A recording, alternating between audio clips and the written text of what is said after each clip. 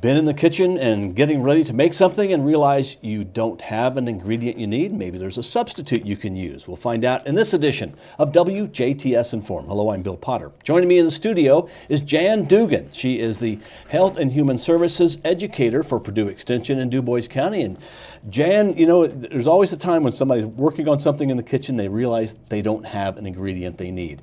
And we're going to talk about that in this edition? Yes, we are, because, you know, there's ways you can rescue things that you're working on without running to the grocery store or sending your spouse out or sending someone to the store for you. So has this ever happened to you, Bill? This has happened to me, yes. Yes? Where I've forgotten, I didn't realize I didn't have baking soda, or you needed a lemon, or vice versa. Yeah. So one of the things for everyone to keep in mind is that we always want to keep our pantry stocked. So, you know, you want to check that you have certain staples that you always have on your pantry shelf, and most likely that's flour and baking powder and cornstarch, cocoa, you know, the basic ingredients that we use in a number of recipes. So, you know, that way you can prevent from running out. And the other thing, you know, we want to encourage people is to make sure that when you check your stock, that you look at the use date, and if it's a sell-by date or a use-by date, and make sure that you're using fresh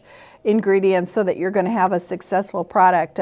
One of the things I know that, you know, if people have yeast in their pantries and then they use it to make a yeast bread or something, and they're like, wow, my yeast bread didn't raise, what happened to it? Well, was your yeast good? Did you proof your yeast before using it? So that's something people can do to really make sure that they're going to have a good baked product, is if they're using yeast, is you can put the yeast in some warm water with a little bit of sugar and leave it set for 5 minutes.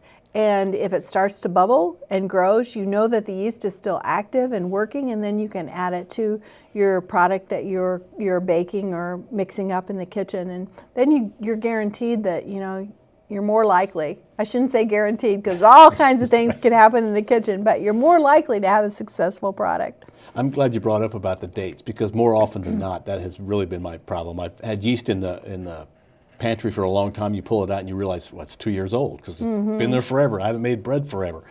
So when you're restocking, to just check the labels so that you know, well, throw this yeast out, get new yeast. Right, Okay. right. So just pick a time of the year that you do that on a regular basis, and be sure to check it out. But then there's some tips that we want to share today on the show that people can utilize to substitute. So one of those is baking powder. So I have baking powder here, and if I had a recipe that was calling for baking powder but I didn't have any in my pantry, I could substitute baking soda and cream of tartar for the baking powder.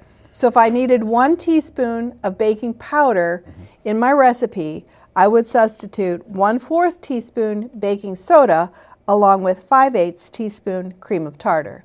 And that would give me the same product that the baking powder would give me. Really? Yeah. That's interesting. So that's one little thing you can do. Now, baking soda, if you're out of baking soda, I'm sorry, you got to go to the store. There is no substitute for baking soda. Okay?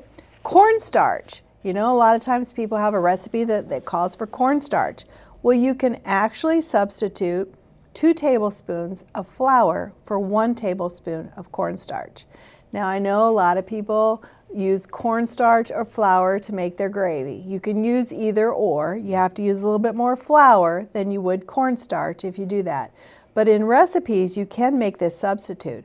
The only difference to be aware of is that cornstarch, when you use it as a thickener, it's going to be a more clear product, where flour is going to be a more cloudy product. But, you know, if that doesn't matter to you, then you're good to substitute that way. Okay, interesting. Butter. Well, here I have butter. We got 1 cup of butter. We could substitute 1 cup of margarine. We could substitute 1 cup of regular vegetable shortening. And in some recipes, especially if it calls for melted butter, you could substitute liquid oil, like a canola oil, if you wanted to. Now, one of the things people are concerned about is substituting margarines or using margarines in baking, and that they don't like the product that they get. Well, that depends upon the kind of margarine that you pick. We do not recommend that you use a light or low-fat margarine as a substitute because those margarines have more water in them than other margarines. So you really need to get a margarine that you like, and just a regular margarine that will substitute successfully, okay? Yeah, the ones that have more water in them, they don't work very well, you don't have a very good product, and then people are unhappy with that. Okay? All right. So that's butter. Let's see, I got buttermilk. Do you ever use buttermilk in a recipe? Buttermilk. I may have, but not in recent memory. Well, I don't usually keep buttermilk in my refrigerator. There is dry buttermilk that you can keep in your pantry that works very well as a substitute. But I have a few favorite recipes that call for buttermilk, and what I find is that I use milk and lemon juice. You could also use vinegar instead of the lemon juice. But so for my recipe needs 1 cup of buttermilk. I might put 1 tablespoon of lemon juice or 1 tablespoon of vinegar in my measuring cup, and then I add enough milk to be 1 cup. I need to let that set for 5 minutes, and it curdles. Really? And so then I have buttermilk. So it makes it thicker? Yeah. It thickens and curdles, and then you have it that you can use in your recipe, and you don't have to run out to rescue that recipe by running to the store to get buttermilk. And a lot of people do not have buttermilk.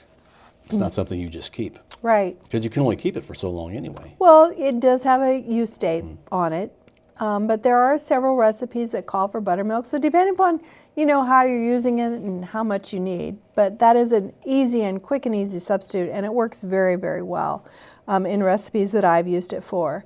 Chocolate.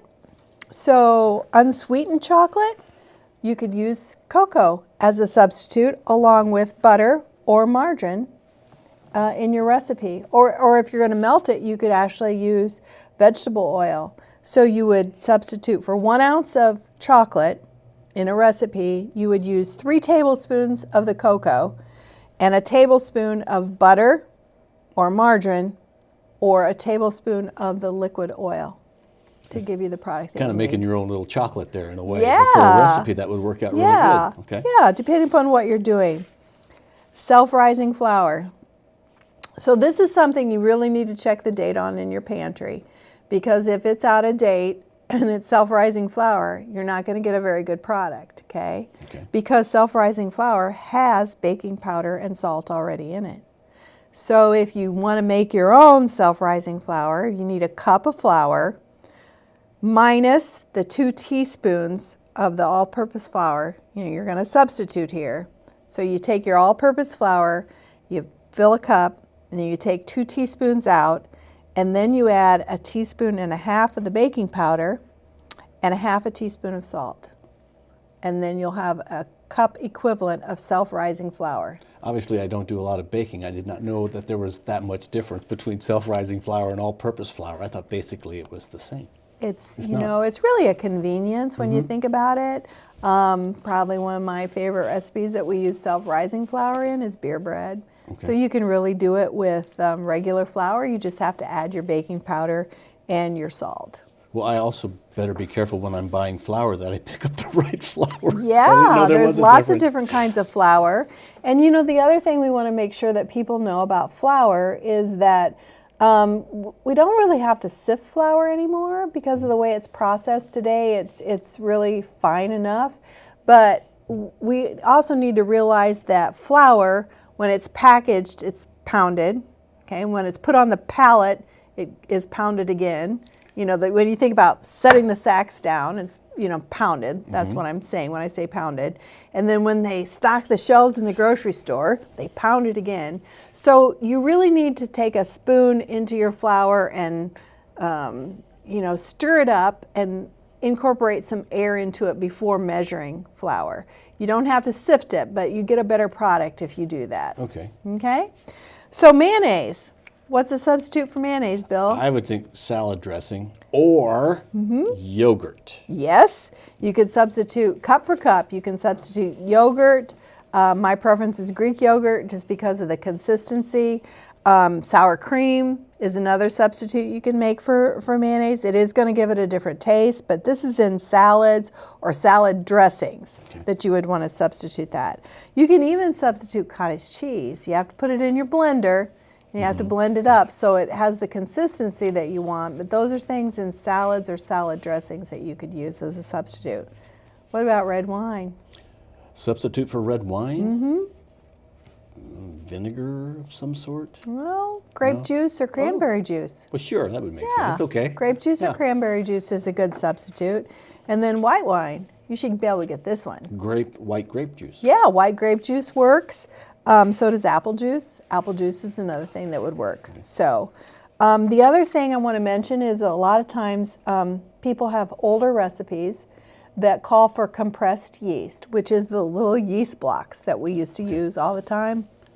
Very difficult to find anymore in grocery stores or available. So 1 package of yeast or 2 1/2 teaspoons of loose active yeast equals 1 block of compressed yeast in a recipe.